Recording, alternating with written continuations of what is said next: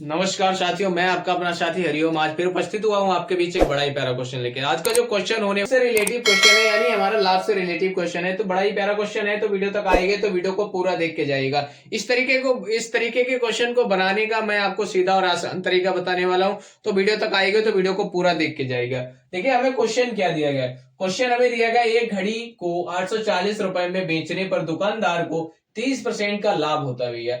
तो घड़ी का जो क्रय मूल्य यानी कॉस्ट प्राइस क्या होगा जब भैया एक घड़ी 840 रुपए में सेल की जाती है। तो जो दुकानदार को यानी लाभ यानी प्रॉफिट जो हो रहा है वो 30% का प्रॉफिट हो रहा है।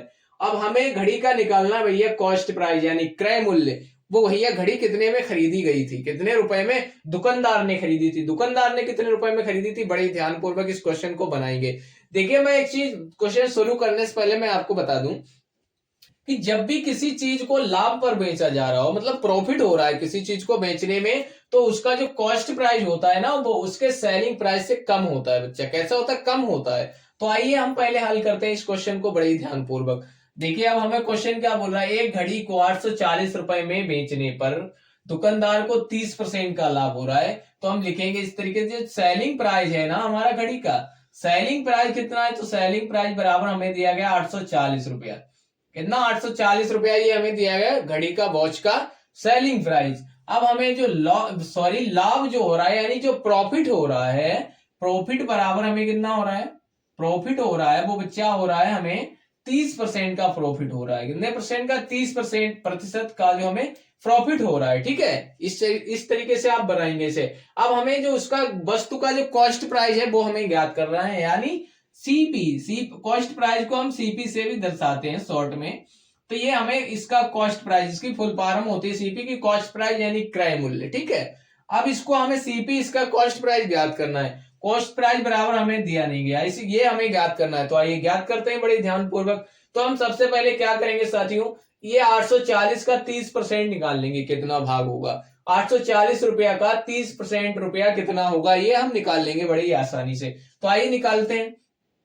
तो 840 हमें दिया गया है और का 840 का की बात हुई है। मैं अगली वीडियो में, पहले भी वीडियो में बता चुका हूं, जब का की बात हो तो अब आपको मतलब मल्टीप्लाई यानी गुणा करनी है। तो गुणा का चिन्ह लगा लो भैया, गुणा लगा लिया।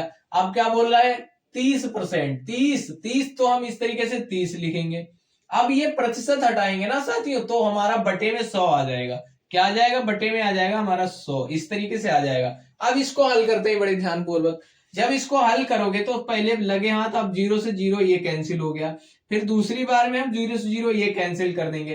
अब हमारे पास शेष कितना रह गया, यहाँ रह गया, यहाँ रह गया हमारा 84 और यहाँ रह गया 3। कितना रह गया, यहाँ 84 रह गया, यहाँ 3 रह गया।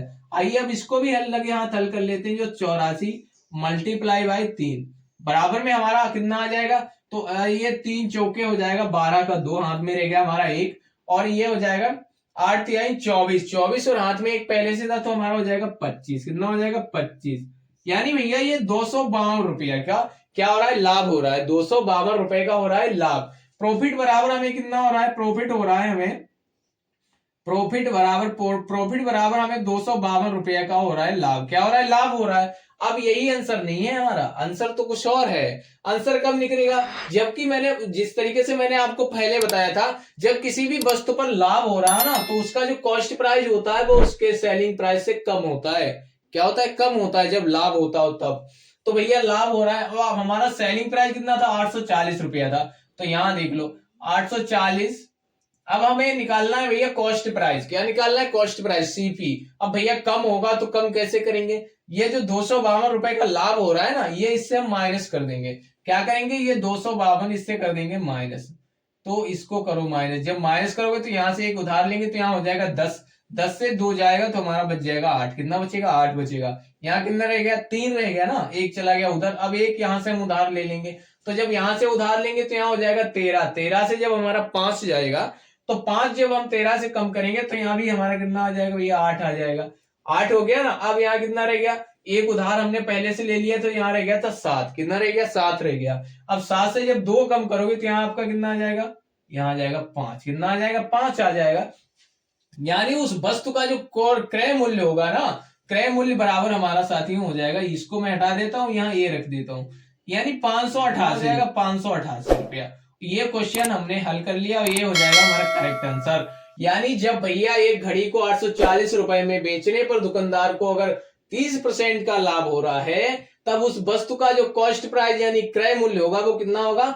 588 रुपया। कितना होगा? 588 रुपया। और इस तरीके को क्वेश्चन को बनाने का ये हो गया सबसे आसान और सरल तरीका, और ये हो गया लगे हाथ हमारा 588 आंसर। अब अगर वीडियो अच्छा लगा हो, मेरे पढ़ाने का तरीका अच्छा लगा, तो आपका फर्ज क्या है बच्चा, बस थोड़ा सा सपोर्ट बनाए रखिएगा आपके भाई के साथ। अगर जरा सा भी अगर बेसिक मैथ में वीक हो तो आप हमारे साथ जरूर जुड़िएगा। आप वीक हो या आपका बच्चा वीक है तो आप हमारे साथ जरूर जुड़िएगा। हमारे चैनल को सब्सक्राइब करिएगा, हमारे पेज को फॉलो करिएगा। हम अच्छी अच्छी वीडियो हमारी इस प्लेटफॉर्म पर आपको प्रोवाइड करता रहता हूं, तो जरूर जुड़िएगा। बस थोड़ा सा सपोर्ट बनाए रखिएगा। सपोर्ट में क्या है, बस एक लाइक करिएगा और एक प्यारा सा कमेंट करिएगा, और हो सके तो इस वीडियो को अपने दोस्तों के साथ शेयर जरूर करिएगा। आइए मिलते हैं एक नई वीडियो के साथ, तब तक के लिए नमस्कार।